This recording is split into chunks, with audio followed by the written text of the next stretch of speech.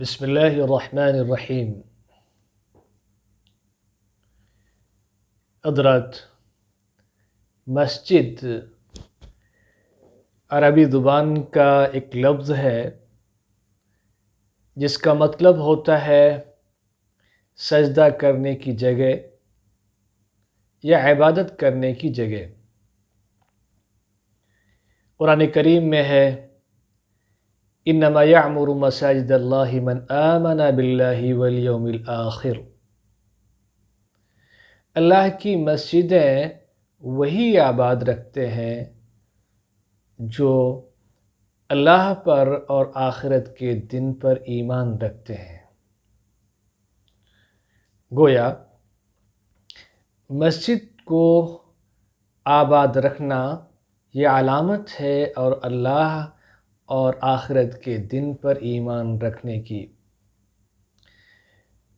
سب سے پہلی مسجد کعبۃ اللہ ہے اور بعد کی بننے والی مساجد اسی طرز پر ہیں۔ اللہ کے رسول صلی اللہ علیہ وسلم نے جب ہجرت کی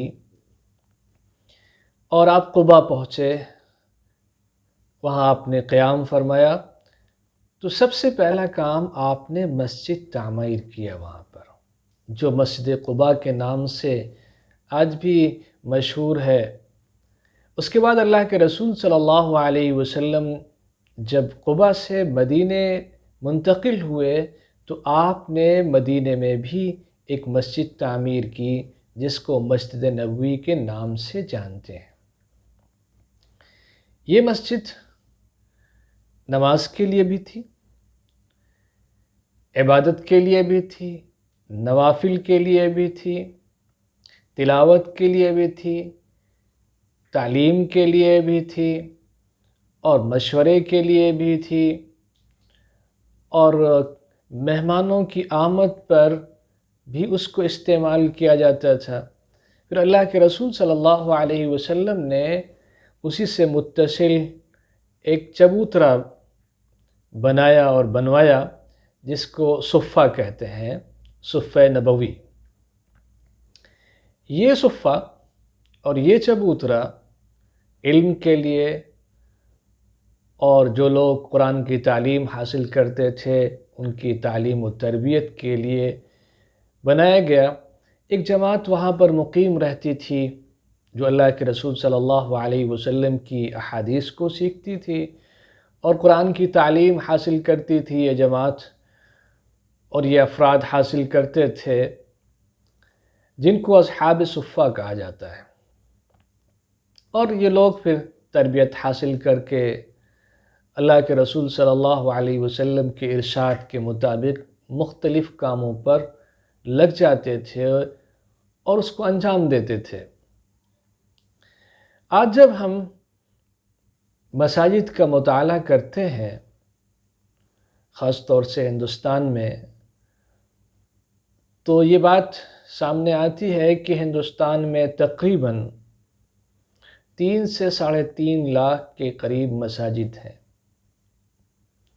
جس طریقے سے ایک انسان کے 2 حصے ہوتے ہیں، ایک اس کا جسم ہوتا ہے، دوسری اس کی روح ہوتی ہے، ایسے مسجد کی بھی ایک روح ہوتی ہے اور ایک اس کا جسم ہوتا ہے۔ عام طور سے مسجد کو بنانے میں اس کے جسم کا خیال رکھا جاتا ہے کہ مسجد خوبصورت ہو، اس کی دیواریں مضبوط ہوں، اس کا نظام ٹھیک ٹھاک ہو، اس میں کیسے پتھر لگیں اور اس کی زیبائش اور آرائش کا پورا اہتمام کیا جاتا ہے۔ یہ اس کا جسم ہے۔ اس کی روح یہ ہے کہ اس کو کتنا زیادہ تقوی سے قریب رکھا گیا ہے، اس کو لوگ آباد کتنا رکھتے ہیں، اس میں عبادت کتنی کرتے ہیں، اور وہ مسجد نبوی سے کتنی زیادہ مشابہ ہے، کتنی قریب ہے اللہ کے رسول کی مسجد سے۔ جتنے ہی زیادہ وہ اللہ کے رسول صلی اللہ علیہ وسلم کی مسجد کی طرح ہوگی، اتنے ہی زیادہ تقوی کے معیار پر وہ کھری اترے گی مسجد۔ ہمیں آپ کو دیکھنا چاہیے کہ کیا ہماری مسجد اللہ کے رسول صلی اللہ علیہ وسلم کی بنائی جانے والی مسجد کی طرح ہے۔ تلاوت کا اہتمام وہاں ہوتا ہے، نمازوں کا اہتمام وہاں ہوتا ہے، تعلیم قرآن اور حدیث کی تعلیم کا اہتمام ہوتا ہے یا نہیں ہوتا؟ اگر ہوتا ہے تو بہت اچھی بات ہے، بہت مبارک مسجد ہے۔ اگر نہیں ہوتا تو کیوں نہیں ہوتا؟ کیا صرف مسجد کو صرف عبادت کے لیے استعمال کیا جاتا ہے؟ کیا جمعے کے خطبات کا اہتمام وہاں ہوتا ہے؟ 5 وقت کی نمازیں ہوں، بہت ہی مبارک مسجد ہے وہ جہاں پر 5 وقت نماز پڑھی جائے، جماعت کے ساتھ پڑھی جائے، لوگ آئیں۔ اور اگر اس مسجد میں تعلیم بھی ہوتی ہے، کوئی کتاب پڑھی جاتی ہے، حدیث کا کوئی درس ہوتا ہے، قرآن کا کوئی درس ہوتا ہے، تو وہ بہت ہی مبارک مسجد ہے، اور ایسا ہونا چاہیے، ہر مسجد میں ہونا چاہیے۔ کم از کم ایک بار درس قرآن ہونا چاہیے۔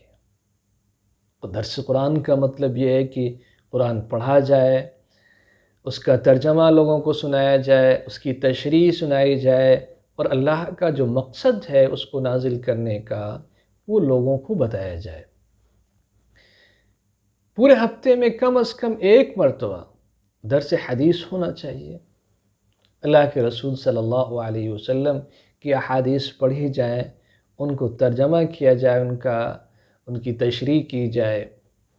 اور اگر ممکن ہو تو ایک دن ایسا بھی ہونا چاہیے جس میں مسئلے مسائل سیکھے جائیں اور بتائے جائیں۔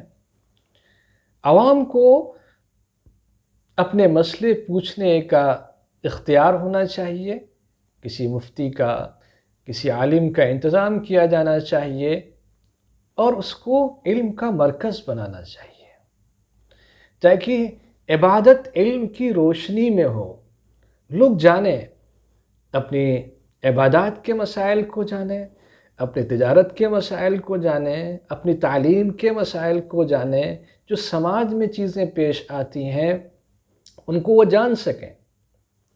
بہت سی مساجد ایسی ہیں جہاں پر علماء نہیں ہیں، خیر ان کی بات الگ ہے، لیکن جو بڑے شہر ہیں، دلی ہے، لکھنؤ ہے، ممبئی ہے، یہاں اچھے امام بھی رکھے جا سکتے ہیں، اور یہاں علماء کی تعداد بھی ہے۔ مثال کے طور پر لکھنؤ شہر ہے، یہاں تقریباً 1500 یا اس سے زائد مساجد ہیں۔ یہاں اچھا امام بھی مل سکتا ہے، اچھا مؤذن بھی مل سکتا ہے، اور اس کے ساتھ ساتھ علماء کی بڑی تعداد ہے، درس قرآن دینے والوں کی۔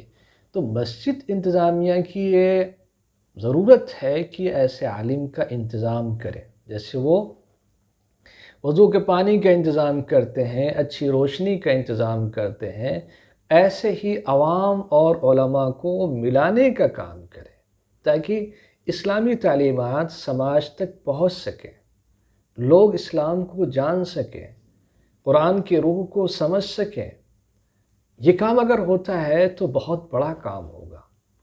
اس سے لوگوں کی فکر اللہ کے رسول صلی اللہ علیہ وسلم کے بتائے ہوئے ارشادات کے مطابق بنے گی، جس سے ان کے دل و دماغ بھی متاثر ہوں گے، اور مسجد کا ماحول بھی اچھا ہوگا، اور محلے کا ماحول بھی اچھا ہوگا۔ اس کے علاوہ بہت سے کام کیے جا سکتے ہیں ذرا سی توجہ کے ساتھ۔ مثال کے طور پر مسجد میں بہت سے ایسے لوگ ہیں کہ جو ڈاکٹر بھی ہوں گے، وہ اگر ان کو مسجد کے لوگ کسی دن ہفتے میں یا مہینے میں ان کا ایک وقت لے لیا جائے، اور مسجد میں نماز پڑھنے والوں کا چیک اپ ہو جائے، یا کوئی بیمار ہوتا ہے اس کے لیے وہ نسخہ لکھ دیں، یا کبھی وہ فری میڈیکل کیمپ لگا دیں مسجد کی طرف سے، اس میں کوئی فرق نہ کیا جائے، مسلم اور غیر مسلم کا کسی کا فرق نہ کیا جائے۔ کبھی آفت آتی ہے، مصیبت آتی ہے، پریشانی آتی ہے، مثال کے طور پر کرونا میں لاک ڈاؤن ہوا تو بہت سی مساجد نے لوگوں کو فری کھانا تقسیم کیا، بہت اچھی بات ہے۔ ہر مسجد میں اس کا انتظام ہونا چاہیے۔ اس کے ساتھ ساتھ گرمی کے دنوں میں اگر پانی پلانے کا انتظام کر دیا جائے مسجد کی طرف سے، ذرا سی توجہ سے یہ چیز حاصل ہو سکتی ہے۔ اور بہت سی مساجد میں اس کا انتظام ہے کہ انہوں نے مسجد سے ایک ٹوٹی نکال دی ٹھنڈے پانی کی۔ اب عوام میں بہت سے لوگ پیاسے ہیں بیچارے، وہ پانی پی کر اپنی پیاس بجھاتے ہیں۔ تو مسجد کو فعال بنانے کی کوشش کرنا ہے۔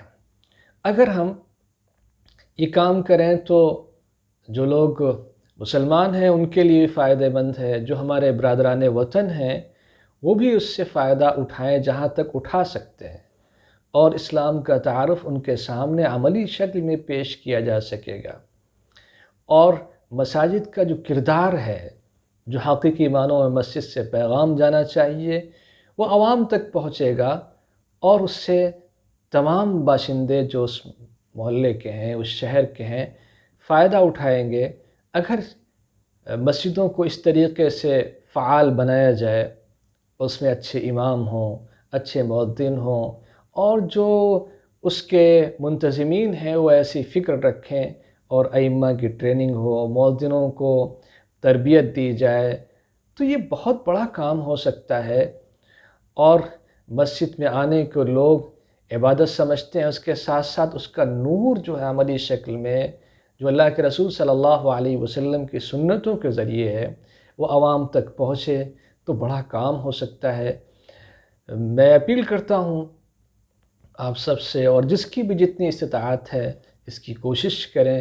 اللہ تعالیٰ ان کی کوششوں کو قبول فرمائے، اور مسجد کا جو روحانی فیض ہے وہ دوسروں تک بھی پہنچے اور عبادت کے لیے بھی استعمال ہو۔